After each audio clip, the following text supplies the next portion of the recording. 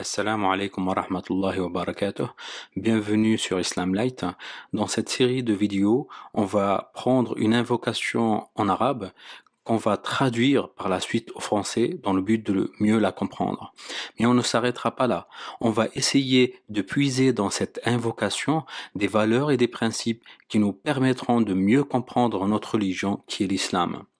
Avant de rentrer dans le vif du sujet et commencer cette nouvelle invocation, je vous invite à vous abonner à notre chaîne pour recevoir en notification toutes les prochaines vidéos qu'on va publier. J'ai publié récemment sur la page Facebook d'Islam Light une nouvelle invocation. Je vous mets le lien en description pour me suivre sur Facebook. Donc cette invocation dit Allahumma ighsilni fihi min ad-dunubi wa tahhirni fihi min al-uyubi wamtahin qalbi fihi bi taqwa al-qulubi. Ya muqil ataratil mudnibin. Cela signifie ô Dieu, lave-moi des péchés, purifie-moi des tares et éprouve mon cœur avec la piété du cœur, ô toi qui écartes les erreurs des pécheurs. On a dans cette invocation une phrase qui dit Wamtahin qalbi fihi bi taqwa al-qulubi. Ce qui nous intéressera ici, c'est le mot imtahin qalbi. Cela signifie éprouve mon cœur. Il faut savoir que la chose la plus belle chez l'homme, après son esprit, c'est son cœur.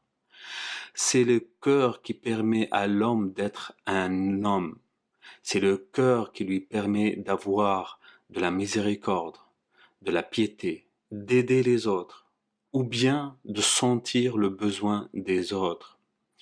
Sans le cœur, l'homme n'est pas un homme, n'est pas un être humain, n'a plus d'esprit. Sans le cœur, l'homme va perdre l'esprit. Et en perdant l'esprit, il va perdre sa nature profonde, qui est la nature humaine, miséricorde. Ce qu'on va essayer de voir aujourd'hui, ce sera les 5 moyens pour avoir un bon cœur. Je précise, c'est pas des exercices physiques ou sportifs, ce sont des exercices spirituels. Le premier moyen, c'est ce qu'on appelle en arabe dhikrullahi indal khuluwi. C'est le dhikr qu'on fait quand on est seul. Quand on est seul, au lieu de passer son temps à se remémorer les mauvais souvenirs, les mauvais événements, à penser aux choses négatives de la vie, le plus intéressant et le plus important pour votre cœur, ce sera de faire ce qu'on appelle l'istighfar. عندما تجد نفسك فارغا استغفر. Quand vous vous sentez seul ou quand vous vous retrouvez seul, faites le istighfar. L'istighfar fera battre votre cœur de bien. C'est comme quand le sang pénètre le cœur et le cœur, quand il bat, il fait jaillir le sang de partout. Donc l'istighfar va faire jaillir du bien partout dans votre corps. Le deuxième moyen, c'est as-salat, la prière. As-salat hiya rahatul qalbi wal mughaddi ar-ruhi lil insan was-silatu bayna al-'abdi wa rabbih.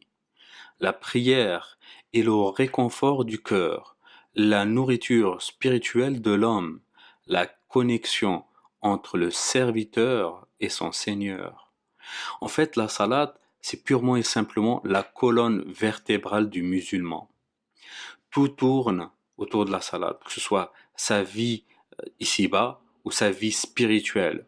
La salat est au centre de la vie du musulman. Si vous arrivez à trouver la paix dans la prière, c'est que votre cœur est vivant, c'est que votre cœur il bat. Le plus important, ce sera de tout faire pour faire vivre son cœur au travers de la prière. Parce que le seul moyen ou le moyen le plus important pour rencontrer Dieu et être en face de Dieu, c'est quand on est en train de prier, quand on est en train de faire sa prière. Donc, il faut tout faire pour connecter son cœur à Dieu, pour faire vivre son cœur au travers de sa foi pendant les moments de prière. Le troisième moyen, c'est de se rappeler de ses péchés. Pour un musulman, il n'y a pas pire que d'avoir un cœur en pierre. Avoir un cœur en pierre, cela signifie ne pas sentir le mal qu'on subit ou surtout le mal qu'on fait. Être dans la situation où on est insensible à la souffrance des autres ou du mal qu'on peut faire de façon intentionnelle, volontaire ou involontaire. C'est vraiment un élément capital pour mesurer le niveau de vie dans son cœur. C'est sentir si on a un cœur qui bat ou si on n'a pas du tout de cœur. C'est très simple. Avoir un cœur qui est conscient du mal et des actes vous permettra d'avoir un comportement très affûté, une conscience, une intelligence sociale et religieuse très affûtée. Cette intelligence-là vous permettra de trouver votre voie dans ce monde ici-bas. Ou bien vous allez au paradis, sinon vous allez en enfer. Un élément très très important, c'est le comportement. Et le moyen de mesurer son comportement, c'est à partir du cœur. Alors, faut faire un travail sur soi, faire un effort très profond pour ne surtout pas avoir un cœur en pierre, mais plutôt un cœur sensible et humain. Il nous reste à voir deux moyens. Ces deux derniers moyens, on va pas les voir séparément, on va les regrouper dans un seul ensemble. En arabe, on pourrait appeler ça tark al-hasad ou al-ghayba ou al-namima. Ces trois défauts sont les trois maladies du cœur principales. C'est les pires maladies du cœur qu'on pourrait considérer pour le musulman. Donc, tark al-hasad ou al-namima, donc le premier c'est al-hasad. Al-hasad, c'est souhaiter la fin du bien ou la fin du bonheur que vit une autre personne. C'est envier les gens, tout simplement. Envier les gens à un point où on souhaite leur fin, leur mal et leur malheur. Le deuxième, c'est al-ghayba. Al-ghayba, c'est la médisance. C'est parler dans le dos des gens.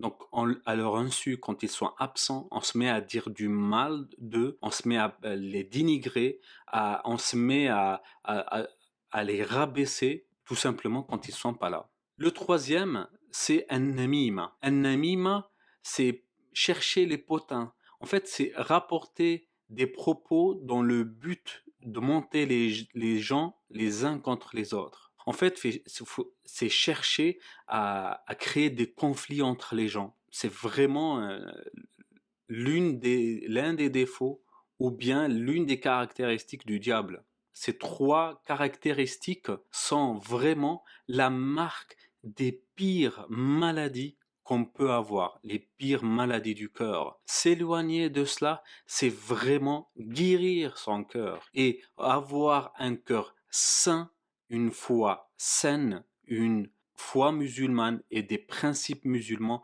corrects et à la hauteur de cette foi et cette spiritualité musulmane. Donc, il faut s'éloigner le plus loin possible de ces caractéristiques, mais pas uniquement. Il faut surtout s'éloigner des gens qui sont ainsi, qui ont ces caractéristiques-là, parce que ces gens-là sont pas des gens fréquentables au niveau spirituel, au niveau islamique. Pour vous remercier d'avoir suivi cette vidéo, j'ai mis en ligne une formation gratuite qui vous permet d'apprendre à lire et à écrire en arabe, et ce en 7 leçons uniquement. Pour en bénéficier, il faut juste aller en description de cette vidéo et vous aurez le lien, et là vous aurez juste à vous inscrire. Là maintenant on arrive à la fin de cette vidéo, donc si vous avez aimé, mettez un grand pouce j'aime, abonnez-vous à la chaîne et activez la petite cloche pour recevoir toutes les prochaines notifications de vidéos qu'on va faire. Assalamu alaikum wa rahmatullah.